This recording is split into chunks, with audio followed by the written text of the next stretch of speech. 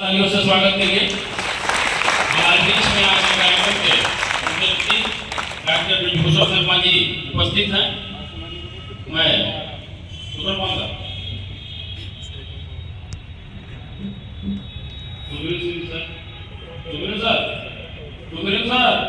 इसी क्रम में भाई अजीत सिंह जी से आग्रह है कि परम आदरणीय प्रधानाचार्य महोदय का माल्यार्पण कर स्वागत करने की कृपा करें।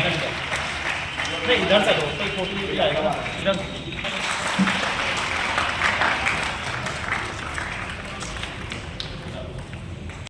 सभ्यता में जो आयुर्वेद चिकित्सा पद्धति है वह स्वतः सनातनी है, यानी भारतीय वैदिक है।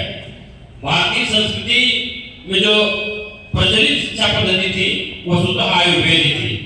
आयुर्वेद के क्षेत्र में धन्वंतरि, सुश्रुत और चरक जैसे महान विभूतियां हुई हैं, जिन्होंने आयुर्वेद की चिकित्सा पद्धति को बहुत ऊंचाई पर पहुंचा था। शल्य क्रिया तक भी शामिल थी इस आयुर्वेद क्रिया में। ये जबकि कालांतर में भारतीय पर जब अंग्रेजों का नियंत्रण हुआ, मुगलों का नियंत्रण हुआ, उससे हमारी चिकित्सा पद्धति में भी ढेर सारी चीजों को, यूनानी चिकित्सा पद्धति शामिल हो गई, एलोपैथी शामिल हो गई, ढेर सारी चिकित्सा पद्धतियों में भी ढेर सारे रूप उसके सामने आए। परंतु एक तरीके से अगर देखा जाए तो आयुर्वेद चिकित्सा शैली जो है वो स्वतः भारतीय है और भारतीयों के द्वारा पूरी तरह विकसित की गई है और यह बहुत ही विकसित और उन्नत अवस्था में हुआ करती थी। आज भी आयुर्वेद हमारे तन और मन को स्वस्थ रखने के लिए बिना कोई नुकसान पहुंचाए, आयुर्वेद का हमारे क्षेत्र में जो योगदान है चिकित्सा के क्षेत्र में वो बहुत ही सराहनीय है। इसी विषय पर हमें जागरूक करने के लिए, हमारे बीच में जानकारी देने के लिए आज के हमारे कार्यक्रम के दो एक बार पुनः जोरदार तालियों से स्वागत करिए।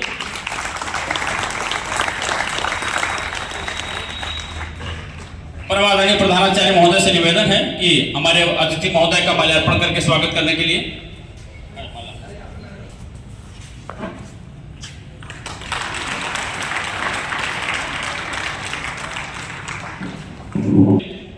आयुर्वेद पर और उसकी चिकित्सा पद्धति पर जानकारी देने के लिए आज हमारे बीच में दो महानुभूतियां हमारे बीच में उपस्थित हैं। एक बार जोरदार तालियों से उनका पुनः स्वागत करिए। और इसी के साथ मैं डॉक्टर ब्रजभूषण शर्मा को मंच पर बड़े ही आदर के साथ आमंत्रित करूंगा आज के इस विशेष अवसर पर अपनी बात रखने के लिए। डॉक्टर साहब, आदरणीय डॉक्टर साहब। जय भगवान धन्वंतरि, जय आयुर्वेद, ये हमारा पहला नारा है। जो भी आयुर्वेद से जुड़े हुए हैं उनका सबसे पहले जो हमारे आदि ऋषि भगवान धन्वंतरि हुए हैं उन्हीं के पदचिन्ह पे चल के आयुर्वेद चल रहा है और उसी के अनुसार हम इन रोगों से लोगों को मुक्त करके और शरीर और स्वास्थ्य को सुधारते हैं। आयुर्वेद एक बहुत बड़ा विषय है। उस विषय में हम तो बहुत अल्प ज्ञाता है, हमें वो ज्ञान नहीं है। थोड़ा जो ज्ञान प्राप्त हुआ है उसी के आधार पे आज हम चिकित्सा कर रहे हैं। मैं एक आयुर्वेदिक चिकित्सक ही हूँ। मैं वैद्य उदयवीर सिंह और हमारे जो गुरुजी हैं प्रिंसिपल साहब हैं वो हमारे बहुत ही पूर्व अच्छे परिचितों में रहे हैं और उनकी भी बड़ी कृपा भी रही है हम पे, स्नेह की, प्यार की। तो इसलिए आज मुझे बच्चों आप लोगों के मध्य आने का अवसर प्राप्त हुआ है और मुझे बहुत खुशी है कि मुझे ये अवसर हमारे अध्यापकगणों ने और बच्चों ने दिया। और मैं अभिवादन करता हूँ समस्त स्टाफ का, यहाँ पे जो हमारे प्रिंसिपल महोदय और अन्य स्टाफ हैं उनका अभिवादन करता हूँ और बच्चों को बहुत बहुत बहुत बहुत अभिवादन करता हूँ। वो सब खुश रहे, स्वस्थ रहें और ठीक रहें। अब मैं आयुर्वेद के विषय में थोड़ा सा बताना चाहूँगा। बच्चों, आप सब लोग जब भी कभी किसी भी रोग से ग्रस्त होते हैं तो तुरंत हमारे पेरेंट्स हमें लेके चिकित्सक के पास जाते हैं। यदि कुछ घर पे हो सकता है तो करते हैं, नहीं तो तुरंत ही चिकित्सक को दिखाते हैं और वहाँ जाके औषधि लेके हम लाभ प्राप्त करते हैं। पर आज जो हम देख रहे हैं, जैसा आप भी हर रोज यदि कोई टेलीविजन भी देखता होगा, रामदेव जी ने आयुर्वेद को थोड़ा सा उस स्थिति में ला दिया है जहाँ उसको बहुत पहले ही होना चाहिए था और उससे आगे बढ़ने का ही बहुत सारा उसको अवसर मिलना चाहिए था। लेकिन हमारा आयुर्वेद बिल्कुल नगण्य हो गया था, कोई पूछने वाला नहीं था। और आज ये भी एक गौरव की बात है कि आयुर्वेद का बोलबाला होने की वजह से आज यहाँ सबने आयुर्वेद को याद किया है और आयुर्वेद पे आज हम आपस में बैठ के चर्चा कर रहे हैं। तो इसलिए मेरा भी थोड़ा सा एक कर्तव्य ठहरता है कि मैं जो छोटा सा एक आयुर्वेद का चिकित्सक हूँ, मैं शुद्ध आयुर्वेद की चिकित्सा करता हूँ। मैं एक भी कहीं अंग्रेजी गोली या किसी दवाई का कोई इस्तेमाल नहीं करता। और मैं देखता हूँ कि उस आयुर्वेद की बदौलत मैं जो भी मेरे पास रोगी आते हैं, तो मैं ज़्यादा तो नहीं कहूँगा कि अतिशयोक्ति होती है कि मैं 100% कहूँ, लेकिन मेरे मैक्सिमम अधिकांश जो रोगी हैं वो स्वस्थ लाभ करते हैं और वह भी स्थायी रूप से स्वास्थ्य लाभ करते हैं। ऐसा नहीं कि आज ठीक हो गए और कल फिर बीमार पड़ गए। उनको जो भी रोग दूर होता है वो समूल नष्ट होता है और हमेशा के लिए फिर वो ठीक रहता है। यदि हमारे शरीर में जो दोष हैं उनका ठीक से समन्वय कर लिया जाए, उनका ठीक से देख लिया जाए, तो उन्हें दूर किया जा सकता है। ऐसा कोई रोग नहीं है, कोई भी रोग नहीं है कि जो आयुर्वेद से ठीक नहीं हो सकता। बस उसके लिए सिर्फ इतना ही अवश्य है कि वो स्थिति सुधरने की हो। बिल्कुल मरणासन रोगी या मरने के बिल्कुल नजदीकी रोगी को तो सिर्फ ईश्वर ही मालिक होते हैं, उन्हें कोई नहीं बचा सकता। लेकिन औषधियाँ अपना काम करती हैं। एक बहुत छोटा सा हल्का सा एक मैं प्रकरण सुना रहा हूँ आपको, शायद आपको ठीक लगे।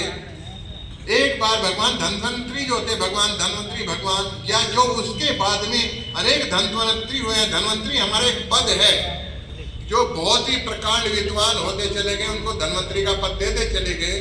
तो मैं खैर नहीं जानता, एक धन्वंतरी हुए हैं। उन धन्वंतरी के एक पुत्र थे और पुत्र जो थे वो बीमार पड़ गए।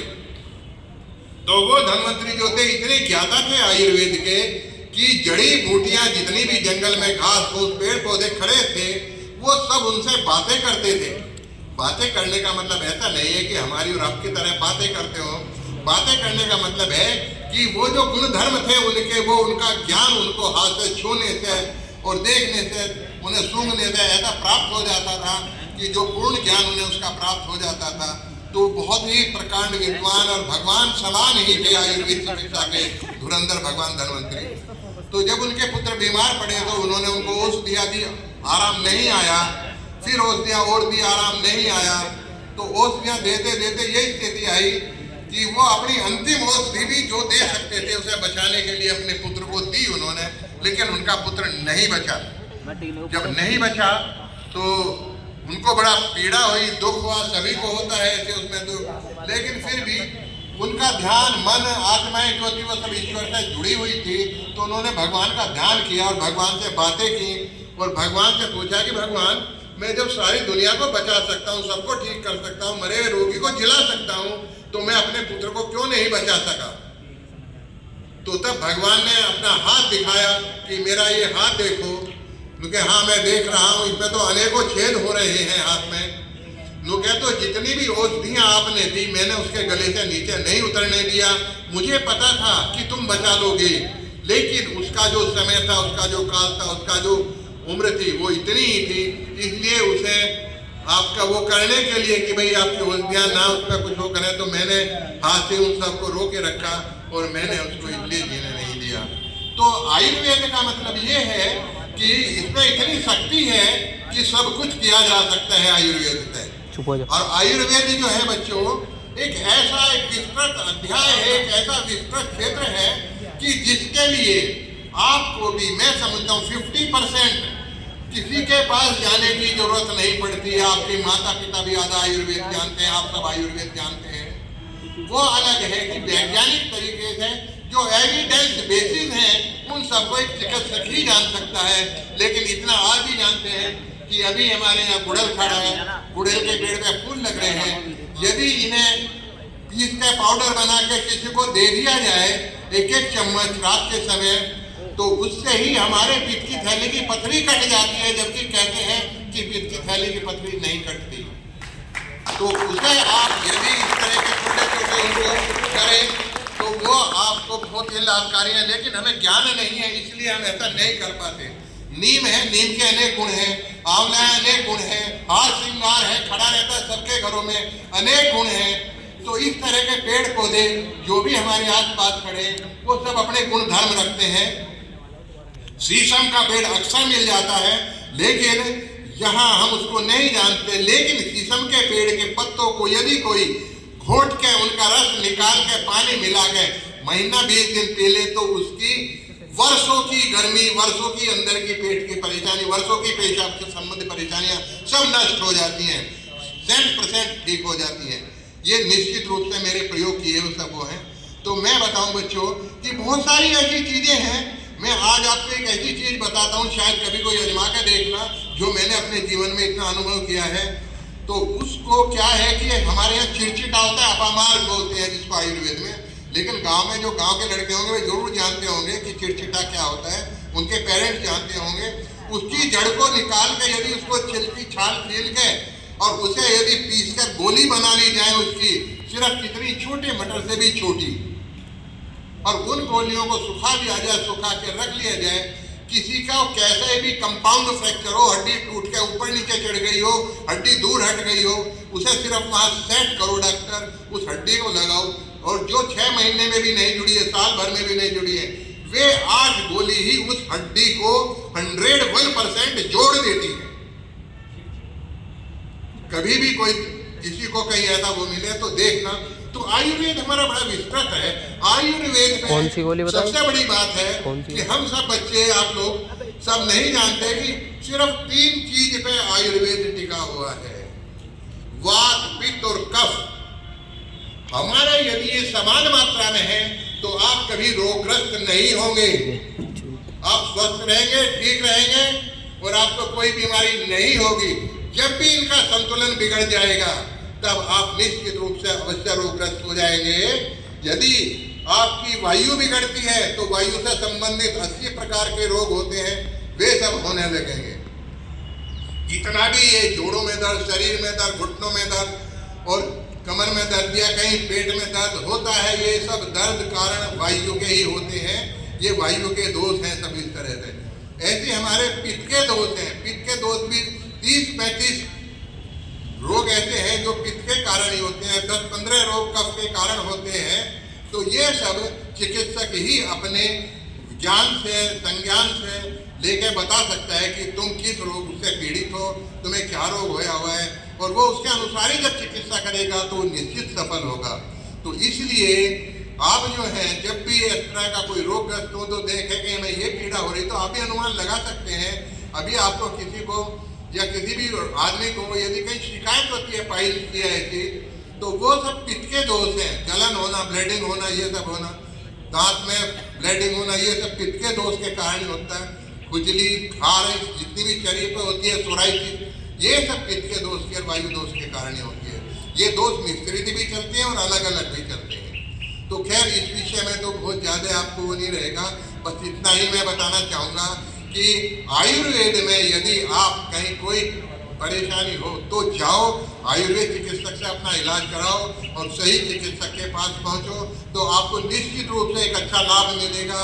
आप रोगों से छुटकारा पाएंगे, आप बीमारियों से छुटकारा पाएंगे। क्योंकि आयुर्वेद में बहुत सारे जो ऑपरेशन केसेज हैं जिनका सिर्फ ऑपरेशन ही इलाज है, वो भी आयुर्वेद की दवाइयों से 100% ठीक होते हैं।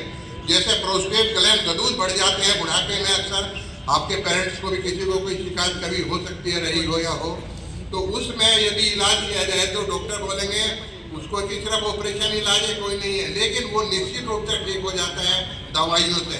बढ़ा हुआ लीवर जितना भी हो, किसी डॉक्टर के अंग्रेजी के पास कोई इलाज नहीं है, वो आयुर्वेद में ठीक हो जाता है। बढ़ी हुई तिल्लियाँ ठीक हो जाती है। बढ़ा हुआ हार्ट है जो बहुत ही ज्यादा खराब खतरनाक होता है, वह भी आयुर्वेद की दवाइयों से 100% ठीक हो जाता है और कभी भी ऑपरेशन की जरूरत नहीं पड़ती। और हार्ट के ब्लॉकेज के लिए जो आजकल हार्ट अटैक हो रहे हैं सडनली, इन्हें देखते हुए तो यही कह सकेंगे कि जितने भी ब्लॉकेज हैं, जितने भी विदिन 1 मंथ सारे ब्लॉकेज खत्म हो जाते हैं। 15 मिनट की क्रॉप कर दो।